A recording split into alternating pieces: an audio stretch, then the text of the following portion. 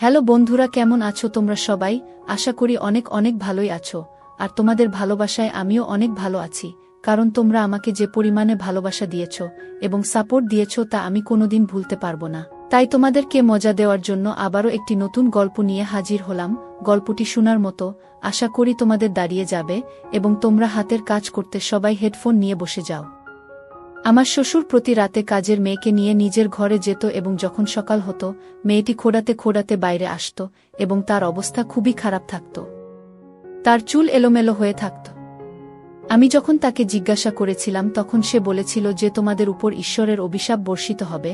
তখন আমি খুবই অবাক হয়ে গিয়েছিলাম। একদিন এই গোপনীয়তা উদ্ঘাটনের আশায় আমি কাজের মেয়ের জামা পরে শ্বশুরের ঘরে গেলাম এবং সেদিন যেন আমার প্রাণই বেরিয়ে গেল যখন শ্বশুর আমাকে। আমার নাম হল জিজ্ঞাসা।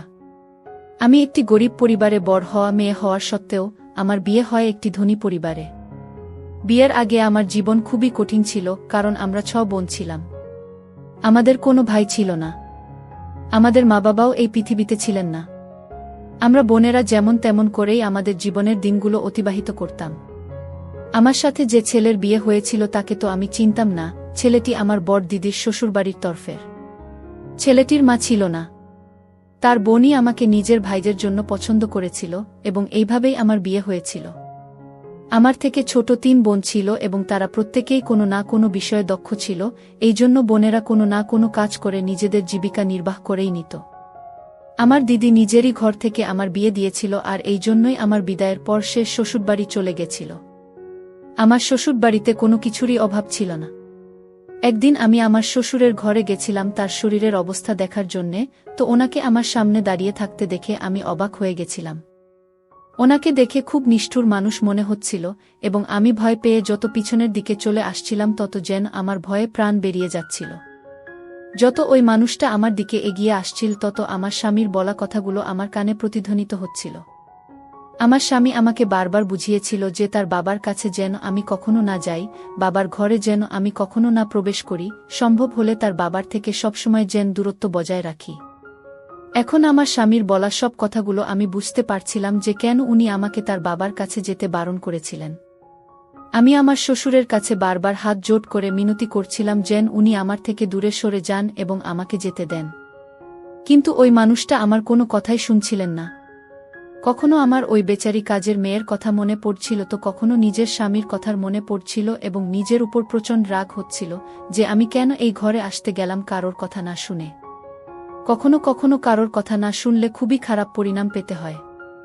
না জানে কেন শ্বশুরের সেবা করার ভূত আমার মাথায় চেপেছিল এবং তার জন্যই আমি খাবার নিয়ে শ্বশুরের ঘরে চলে এসেছিলাম।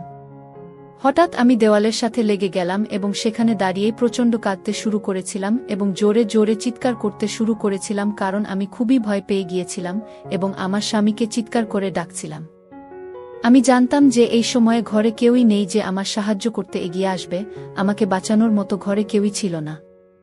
হঠাৎই আমার শ্বশুর আমার খুবই কাছে চলে এলেন এবং তারপরে যা হলো সেটা বলা আমার জন্য খুবই মুশকিল, কারণ আমার সাথে যা হয়েছিল তা খুবই ভয়ানক ছিল।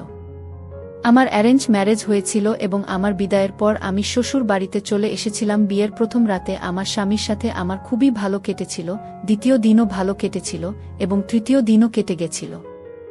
আমি দেখেছিলাম যে সকাল হতেই কাজের মেয়ে এসে আমাদের বিয়ের 2 দিন পর্যন্ত প্রচুর কাজ করে দিয়েছিল, কিন্তু আজ জানি না সে কেন আসেনি এবং কোথায় চলে গেছিল তাও জানি না। আমি যখন আমার স্বামীকে জিজ্ঞেস করেছিলাম তখন উনি খুবই ভয় পেয়ে গেছিলেন। আমি বলেছিলাম যে আজকে কাজের মেয়ে আসেনি, আমি নিজেই খাবার বানিয়ে নেব এবং বাবাকেও তার ঘরে খাবার দিয়ে আসব। আমার স্বামী একথা শুনে বলেছিলেন যে ওনার ঘরে তোমার যাওয়ার কোনো প্রয়োজন নেই, আমাকে খাবার দিয়ে দিও, আমি নিয়ে চলে যাব।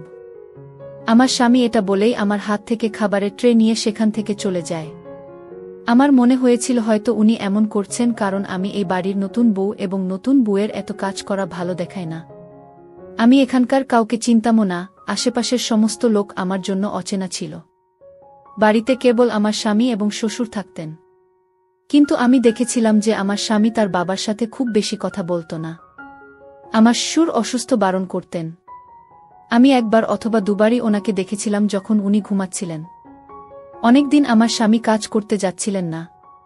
তাই আমি ওনাকে জিজ্ঞেস করেছিলাম যে এখন তো আমাদের বিয়ের অনেক দিন পেরিয়ে গেছে, কিন্তু এখনও আপনি কাজে কেন যাচ্ছেন না? এই প্রশ্নের উত্তর আমার স্বামীর মুখে শুনে আমি কিছুটা অবাক হয়ে গেছিলাম। কারণ উনি বলেছিলেন যে যতদিন না পর্যন্ত নতুন কাজের মেয়ে পাওয়া যাচ্ছে ততদিন পর্যন্ত উনি কাজে যাবেন না, কারণ আমি একা ঘরে থাকতে পারব না এবং উনার বাবার সেবাও করতে পারব না। এই কথা শুনে আমি চুপ করে গিয়েছিলাম। 2-3 জন মহিলা এসেছিলেন ঘরের কাজকর্ম করার জন্য। প্রথম তো সেই মহিলারা কাজ করার জন্য রাজি হয়ে যেত, কিন্তু 2-3 দিন পেরোতে না পেরতেই তারা আমার কাছে এসে বলত যে আমরা এমন বাড়িতে কাজ করতে পারব না যেখানে মেয়েদের কোনো সম্মান দেওয়া হয় না। ওদের কথা শুনে তো আমি অবাক হয়ে যেতাম যে ওরা এরকম কেন বলছে। আমার স্বামী তো আমাকে খুবই সম্মান করেন এবং কোনো মেয়ের দিকে উনি চোখ তুলে তাকান পর্যন্ত না। এই জিনিসটাও আমি লক্ষ্য করেছিলাম যে উনি খুবই সম্মান করার মতো একজন মানুষ। আমি এই ব্যাপারটা যখন আমার স্বামীকে বলেছিলাম তখন উনি আমাকে বলেছিলেন যে ঘরে কোনো মহিলা এলে তার সাথে তোমার কথা বলার কোনো প্রয়োজন নেই। আমি নিজে আমার ইচ্ছে অনুযায়ী একজনকে কাজে নিযুক্ত করে দেব যাকে আমার ইচ্ছে হবে। আমি আমার স্বামীর কথা শুনে চুপ করে এসেছিল কাজের জন্য, কিন্তু সেই মেয়ে সবসময় চুপচাপ থাকত। ঘরেও সে খুবই ভীত সন্ত্রস্ত হয়ে থাকতে এবং আমার সাথেও খুব একটা কথা বলতো না। আমার ছোটবেলাতেই আমার মা বাবার মৃত্যু হয় এবং তখন থেকেই আমার মনে হতো যে আমি আমার শ্বশুরকেই বাবার মতো সেবা করব, ওনাকে নিজের বাবার স্থানে বসাবো। কারণ আমি সব সময় এটাই ভেবেছি যে আমার বাবা নেই, আমি আমার শ্বশুরকেই আমার বাবা হিসেবে মেনে নেব। কিন্তু আমার স্বামী কখনো আমাকে আমার শ্বশুরের কাছেও যেতে দেননি, এমনকি তার কাছে যেতে কঠোর নিষেধাজ্ঞা জারি করেছিলেন। উনি আমাকে বলতেন যে খুবই খারাপ হয়ে যাবে যদি আমি ওনার বাবার ঘরের আশেপাশেও যাই তাহলে। জানি না কেন উনি এত বারণ করতেন। একদিন আমি ঘরে বসে ফোনে নিজের বোনের সাথে কথা বলছিলাম আর কাছেই কাজের মেয়েটি দাঁড়িয়েছিল। ফোন কাটার পরে কথার ছলে আমি ওকে বলেছিলাম যে জানি না কেন আমার স্বামীর কি সমস্যা যে উনি নিজের বাবার সাথে আমাকে কথা পর্যন্ত বলতে দেন না। যখনই আমার মনে হতো যে আমি আমার শ্বশুরের সেবা করব তখনই উনি খুবই রেগে যেতেন। আমি আমার পুরো জীবনে কখনো আমার বাবার সেবা করিনি, সেজন্য আমার মন খুব চায় যে আমি আমার শ্বশুরের সেবা করি। কাজের মেয়েটি আমার দিকে তাকিয়ে আমাকে বলল যে মালকিন, আপনার স্বামী খুবই ভালো করেন যে আপনাকে ওনার বাবার কাছে যেতে দেন না। আর আপনার জন্যও এটা ভালো হবে যে আপনি আপনার শ্বশুরের থেকে দূরে থাকুন। আমি খুবই অবাক হয়ে কাজের মেয়েটির দিকে তাকিয়ে থাকলাম এবং আমার খুবই অদ্ভুত লাগলো যে সেও আমার শ্বশুরের নামে এ ধরনের কথা বলছে। তখন আমার খুবই রাগ হল, কিন্তু আমি চুপ করে গেলাম। একদিন সেই কাজের মেয়ের বাড়িতে কোনো কাজ থাকার জন্য ও তাড়াতাড়ি বাড়ি চলে গেছিল এবং এই কারণে আমাকেই খাবার আমার শ্বশুরের ঘরে নিয়ে যেতে হলো। আমি ওনার ঘরে চলে গেলাম এবং সাইড টেবিলে খাবারের ট্রে রেখে শ্বশুরকে ঘুম থেকে তোলার চেষ্টা করতে লাগলাম। কিছুক্ষণ পরেই উনার চোখ খুলে গেল এবং উনি আমাকে দেখতে লাগলেন।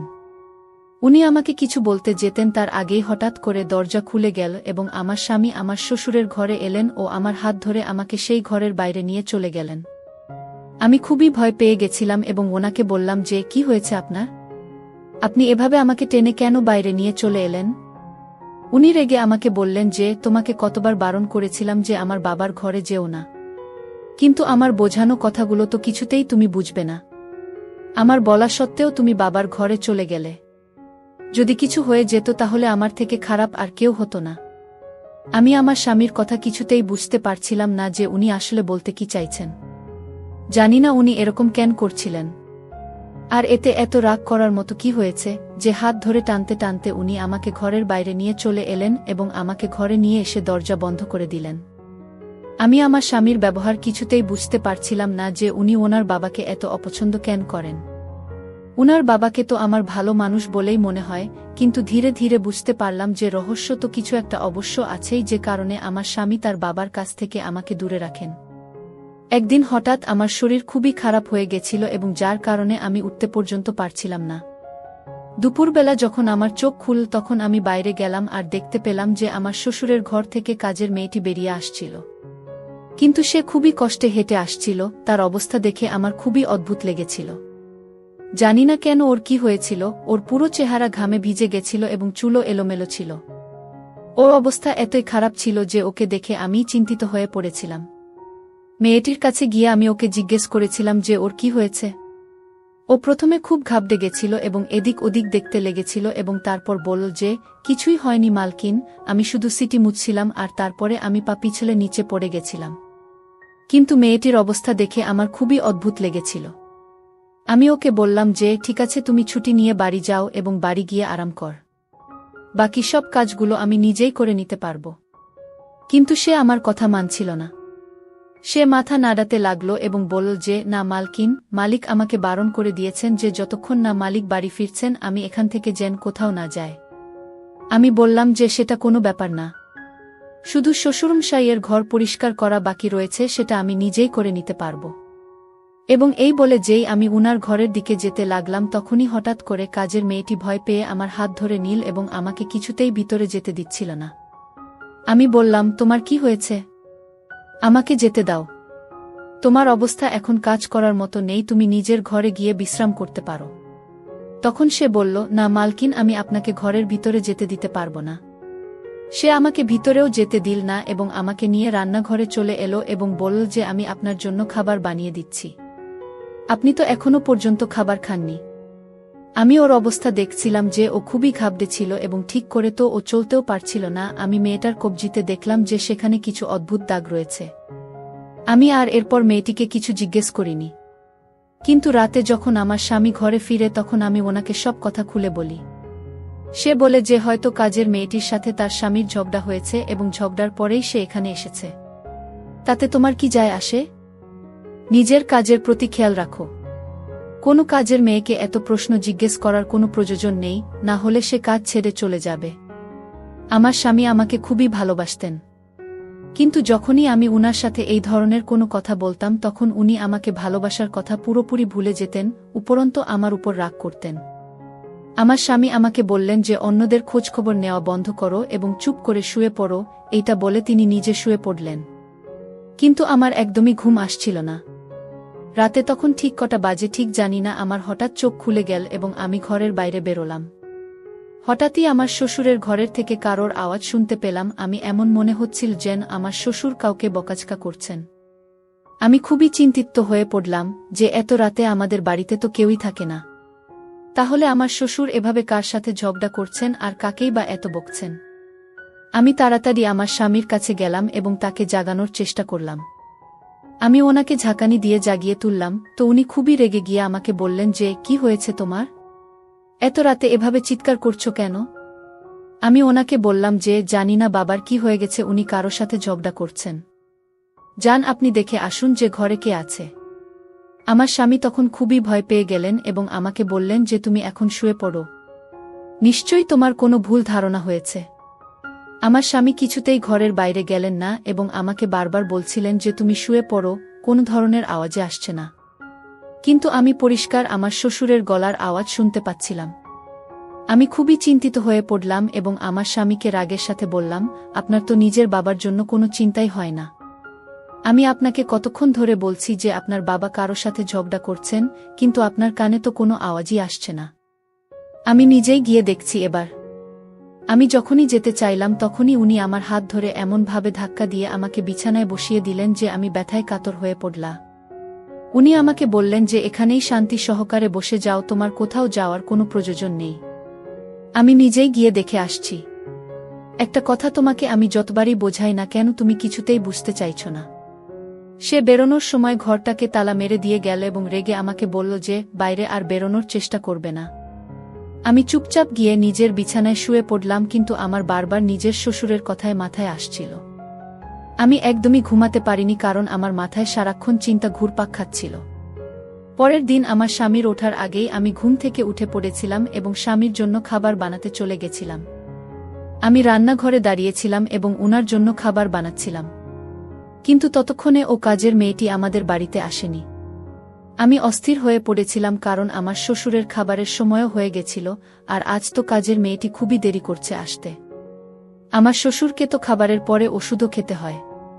তখন আমার স্বামী উঠে এলেন, তখন আমি ওনাকে এটা বলায় উনি বললেন যে ওষুধ দেওয়ার কোনো প্রয়োজন নেই। যখন কাজের মেয়েটি এসে যাবে নিজেই সে খাবার আর ওষুধ দিয়ে দেবে। আমি ওনাকে বললাম যে আপনার কি হয়েছে? আপনি নিজে তো না ওই ঘরে যাচ্ছেন জন্য আর না তো আমাকে যেতে দিচ্ছেন, এটা খুবই খারাপ করছেন আপনি। আমি স্বামীকে বোঝানোর চেষ্টা করছিলাম, তো উনি রেগে আমার দিকে তাকালেন এবং বললেন ওনার জন্য চিন্তা করার কোনো প্রয়োজন নেই।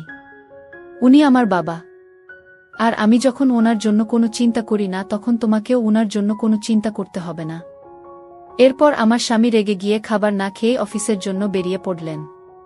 আমি অনেকবার ভেবেছিলাম যে নিজেই গিয়ে শিশুরের জন্য ওষুধ আর খাবার দিয়ে আসব, কিন্তু তারপরে আমি চুপ করে গেলাম। কাজের মেয়েটি খুব দেরিতে বাড়ি এসেছিল, ওর শরীর খুবই খারাপ দেখাচ্ছিল। আমি ওকে বললাম যে তোমার যদি শরীর ঠিক না থাকে তাহলে তুমি আজকে ছুটি নিয়ে নিতে পারতে, তোমার আসার কোনো প্রয়োজনই ছিল না। তখন সে বলল, না মালকিন, আমি চাই না যে আমার সাথে যা যা হয়েছে সেটা আপনার সাথেও হোক। আপনার শ্বশুর আপনার সাথে কিছু খারাপ কাজ করুক অথবা আপনাকে ওনার ঘরে গিয়ে ওনার সেবা করতে হোক। আমি আশ্চর্য হয়ে কাজের মেয়েটির দিকে তাকিয়েছিলাম, জিজ্ঞেস করলাম যে তুমি বলতেটা কি চাইছ? কি হয়েছে তোমার সাথে? তোমার এই কথার মানেটা কি? কিন্তু সে আমাকে কিছুই বলতে রাজি হচ্ছিল না, শুধু এটাই বলল যে এই কথাটাকে এখানেই শেষ করে দিন মালকিন। নিজের খেয়াল রাখুন এবং এই বাড়িটাকেও দেখে শুনে রাখুন। আমি তো ভাবতেও পারি না যে আপনি কিভাবে এই বাড়িতে থাকেন।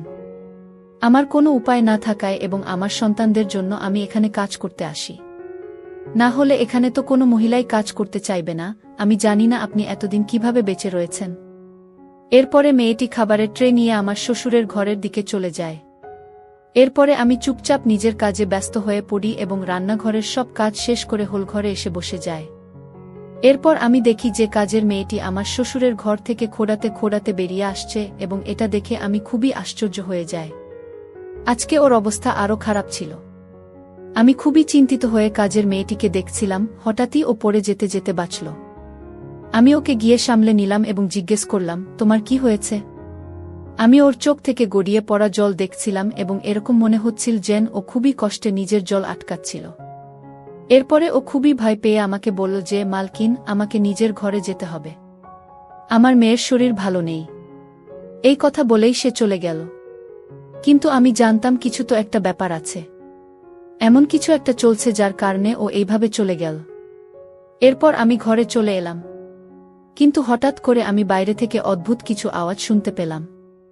আমি যখন ঘরের বাইরে বেরোলাম তখন দেখলাম যে আমার ঘরের বাইরে আগুন জ্বলছিল এবং যেন কোনো একটা জিনিস পুড়ে যাচ্ছিল। আমি তাড়াতাড়ি বাইরের দিকে দৌড়ে চলে গেলাম।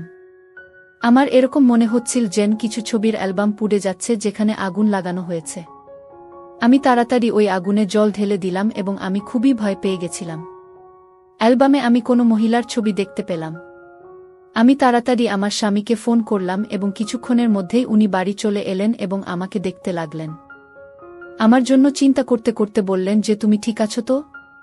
আমি বললাম যে আমি ঠিক আছি, কিন্তু দেখুন জানি না কে এভাবে এই ছবিগুলোতে আগুন লাগিয়ে দিয়েছে এবং সেগুলো এখানে পড়েছিল। কাজের মেয়েটির সম্বন্ধে জিজ্ঞেস করায় আমি ওনাকে বললাম যে মেয়েটি বাড়ি চলে গেছে। আমার কথা শুনে উনি রেগে বললেন যে কাজের মেয়েটি এত তাড়াতাড়ি কেন বাড়ি চলে গেল। আমি ওকে বারবার বলেছিলাম যে যতক্ষণ না আমি বাড়ি ফিরে আসব তুমি কোথাও যাবে না। আমি দেখছিলাম যে উনি খুবই ভয় পেয়ে আছেন এবং আমাকে বারবার জিজ্ঞেস করছিলেন যে আমি ঠিক আছি কিনা। আমি বারবার ওনাকে এটাই বলছিলাম যে আমি একদম ঠিক আছি, আমার জন্য ওনার চিন্তা করার কোনো দরকার নেই, আমি একদম ঠিক আছি। আমার জন্য উনি এত কেন চিন্তা করেন এটা জিজ্ঞেস করায় উনি বলেছিলেন, কিছু মানুষ ভরসার যোগ্য হয় না, আর তাদেরকে না আমরা দূরে সরাতে পারি আর না আমরা তাদের নিজের কাছে রাখতে পারি। এ কারণেই আমার তোমার জন্য চিন্তা লেগেই থাকে। যদি তোমাকে এখান থেকে দূরে কোথাও নিয়ে যেতে পারতাম তাহলে সব থেকে ভালো হতো। উনি সেদিন খুব অসহায়ভাবে কথাগুলো বলেছিলেন। সেদিনের পর থেকে এসব কিছু যেন স্বাভাবিক হয়ে গেছিল। কোনোদিন আগুন লেগেছে তো কোনোদিন অন্য কিছু হতো। কাজের মেয়েটারও এরকমই অবস্থা ছিল। সে শিশুরের ঘর থেকে খুবই খোঁড়াতে খোঁড়াতে বেরিয়ে আসত। এরপরে একদিন তো মাত্রাতিরিক্ত হয়ে গেল যখন মেয়েটা বলল, মালকিন, ভগবান করুন আপনার শ্বশুর যেন মারা যান, তাহলে আমার জীবনে শান্তি আসবে। আমি তখন খুবই অবাক হয়ে গেছিলাম তার এই কথা শুনে। সে হয়তো আমার শ্বশুরের সেবা করে করে ক্লান্ত হয়ে গেছিল এবং সে কারণেই এই কথাগুলো বলেছিল। আমার শ্বশুরের জন্যেই আমার স্বামী তাকে বাড়ি ফিরতে দিতেন না যতক্ষণ তিনি নিজে বাড়ি না ফিরতেন। মেয়েটি ওর সন্তানদের জন্য এই কাজটা করত, কারণ আমার স্বামী তাকে বেশি স্যালারি দিতেন আর আমাদের বাড়িতে সেরকম কোনো কাজও করতে হতো না। তার এটাই কাজ ছিল যে তাকে আমার শ্বশুরের ঘরে থাকতে হতো এবং তার সেবা করতে হতো। আজ মেয়েটি আমাকে আগেই বলে চলে গেছিল যে সে কাল কাজ করতে আসবে না এবং আমি যেন নিজের বন্দোবস্ত করে নিই কালকের জন্য। আমিও আমার স্বামীকে এই কথাটা জানাইনি, কারণ আমি কালকের সারাদিনটা নিজের হাতে শ্বশুরের সেবা করব বলে ঠিক করেছিলাম। আমি আমার স্বামীকে মিথ্যা কথা বলেছিলাম। আমি বলেছিলাম যে কাজের মেয়েটার আজ আসতে একটু দেরি হবে এবং এই কারণে আপনার চিন্তা করার কোনো প্রয়োজন নেই। সে যখন আসবে তখন সে নিজেই খাবার নিয়ে শ্বশুরমশাইদের ঘরে যাবে। আমার স্বামী এই কথা শুনে নিশ্চিন্ত হয়ে অফিস চলে গেছিলেন। আমি শ্বশুর মশাইয়ের জন্য খাবার বের করলাম এবং ওনার ঘরের দিকে চলে গেলাম। উনার ঘরের দরজা খুলে দেখলাম উনি জেগেছিলেন এবং বসেছিলেন। আমাকে উনি খুবই অদ্ভুত নজরে দেখতে শুরু করলেন। হঠাৎ উনার মুখের ভাব বদলাতে শুরু করল এবং উনার চেহারার এই ধরনের বদল দেখে আমি খুবই ভয় পেয়ে গেলাম। ধীরে ধীরে ওনার চোখ ক্রমশ লাল হয়ে উঠছিল। হঠাৎ উনি ঘরের দরজা বন্ধ করে দিলেন। আমি ঘুরে দেখলাম যে আমি যে সাইড টেবিলে খাবার রাখতে গেছিলাম হঠাৎই ভয়ে আমার হাত থেকে খাবার পড়ে গেল। আমার হাত পা খুবই কাঁপতে শুরু করল এবং আমি খুব ভয় পেয়ে গেছিলাম। উনি দরজা কেন বন্ধ করলেন ভয়ে ভয়ে আমি ওনাকে জিজ্ঞেস করলাম এবং বললাম যে আমি বাইরে যেতে চাই। আজ আমার নিজের স্বামীর কথাগুলো খুবই মনে পড়ছিল। উনি আমাকে বারবার করে বলেছিলেন যাতে ভুলেও আমি কোনোদিন আমার শ্বশুরমশায়ের ঘরে না ঢুকি বা ওনার আশেপাশেও না যায়। এরপরে শ্বশুরমশাই আমার দিকে এক পা করে এগোতে লাগলেন এবং আমি পিছতে শুরু করলাম। হঠাৎ আমি দরজার সাথে লেগে গেলাম এবং আমি খুবই অসহায় বোধ করছিলাম। আমি কি করব কিছুই বুঝতে পারছিলাম না। আমি কখনো বন্ধ দরজাটাকে দেখছিলাম আর কখনো শ্বশুর মশাইয়ের দিকে তাকাচ্ছিলাম। পরের মুহূর্তেই আমি চিৎকার করতে শুরু করলাম এবং চিৎকার করতে করতে আমার শ্বশুর মশাইকে বললাম যে আমাকে যেতে দিন, ছেড়ে দিন আমাকে। আজ কাজের মেয়েটির কথাও খুব মনে পড়ছিল আমার। এরপর এমন কিছু একটা ঘটল যেটার ব্যাপারে আমি কখনো কল্পনাও করতে পারিনি। আমি চিৎকার করছিলাম, হঠাৎই আমি অজ্ঞান হয়ে পড়ে গেলাম। যখন আমার জ্ঞান ফিরল তখন আমি নিজেকে আমার ঘরের মধ্যে পেলাম এবং আমার পাশে আমার স্বামী বসেছিলেন। ওনাকে দেখেই আমার চোখ থেকে জল গড়িয়ে পড়ল আর আমি কাঁদতে কাঁদতে আমার স্বামীকে জড়িয়ে ধরলাম আর খুবই কাঁদতে শুরু করলাম। উনি আমাকে দেখে বললেন যে তুমি ঠিক আছো তো? কি হয়েছে তোমার? এবার কান্না বন্ধ করো, তুমি আমার সাথে আছো। তোমার চিন্তা করার কোনো প্রয়োজন নেই। আমি মাথা নাড়িয়ে তাকে জানালাম যে আমি একদমই ঠিক নেই এবং কাঁদতে শুরু করলাম। ওনাকে বললাম যে আমাকে এখান থেকে দূরে কোথাও নিয়ে চলুন। আপনার বাবা তো খুবই খারাপ একজন মানুষ এবং আমি খুব জোরে জোরে কাঁদতে শুরু করলাম। আমার স্বামী আমাকে বললেন যে আমি তোমাকে বারবার বারণ করেছিলাম উনার ঘরে না যেতে আর আমার বাবার থেকে সব সময় সাবধানে থেকো।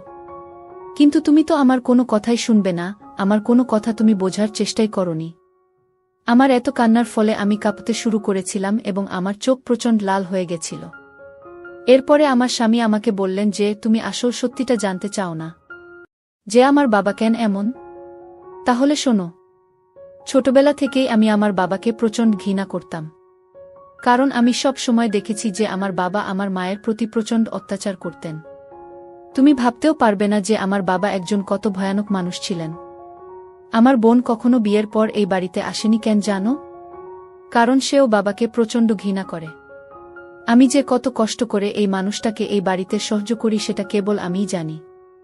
আমার মর্জি চললে আমি কবেই এই মানুষটাকে এই বাড়ি থেকে বের করে দিতাম। কিন্তু তারপরেই আমি ভাবি যে যতই হোক ইনি তো আমার বাবা হন। আমি ওনার সাথে এরকম কিভাবেই বা করতে পারি? একটা ভাবলেই উনার জন্য আমার চিন্তা হতে শুরু হয়।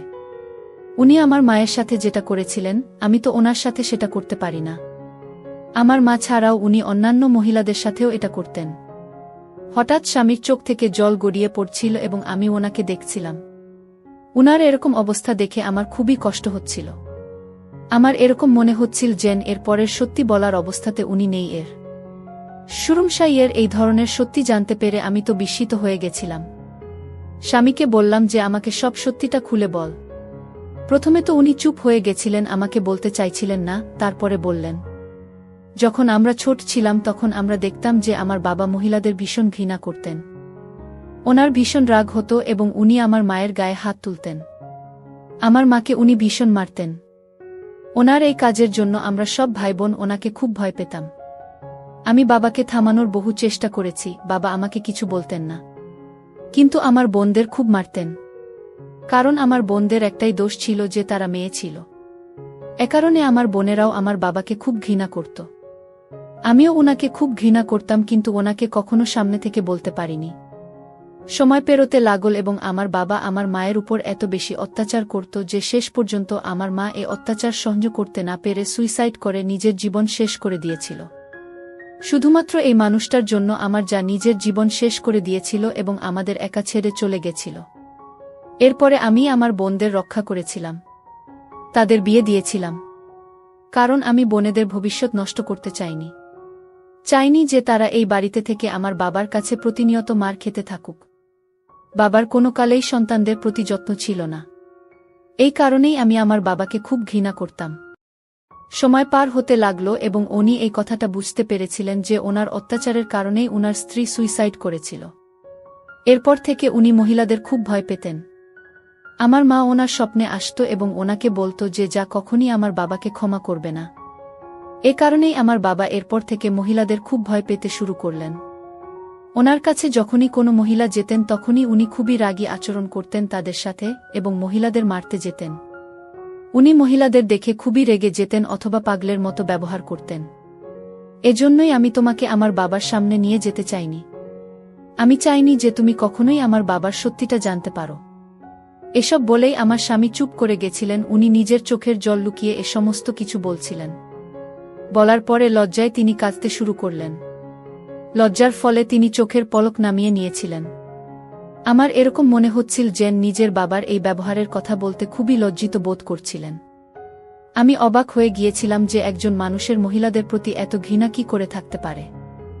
এর উত্তর জানার জন্য আমি আমার স্বামীর দিকে তাকালাম এবং বললাম, আপনার বাবার মহিলাদের প্রতি এত ঘৃণা কেন হয়েছিল যে তিনি নিজের স্ত্রীর উপরেই এত অত্যাচার করতেন? আমার স্বামী এই কথা শুনে চুপ করে গেলেন এবং বলেন যে এর থেকে বেশি আমি তোমাকে কিছুই বলতে পারব না। আমি ওনার কাছে জেদ করতে লাগলাম কারণ আমাকে জানতেই হতো কোনো একটা কারণ তো নিশ্চয়ই থাকবে যার জন্য উনি মহিলাদের এত ঘৃণা করতেন। সুরমশাই কি নিজের মাকেও এইরকমই ঘৃণা করতেন? স্বামীকে আমি এই কথা জিজ্ঞেস করার চেষ্টা করছিলাম কিন্তু উনি আমাকে কিছুই বলতে চাইছিলেন না।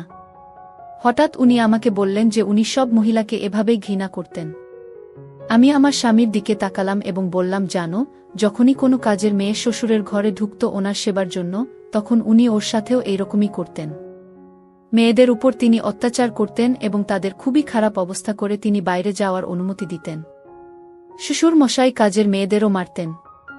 আমার স্বামী বললেন যে আমি এ সমস্ত কিছুই জানি কিন্তু আমি বাধ্য ছিলাম।